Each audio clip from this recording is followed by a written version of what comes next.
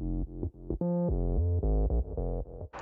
guys, so today we got the MN fj45. We've taken it on a trail where I've taken the WPL 36 last time.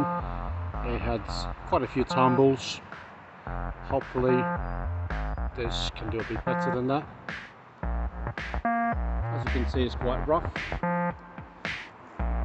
Quite steep inclines, tricky routes.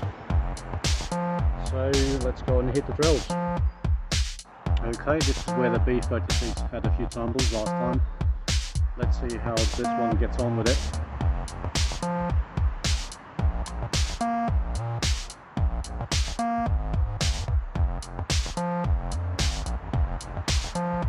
Easy peasy by the looks of it.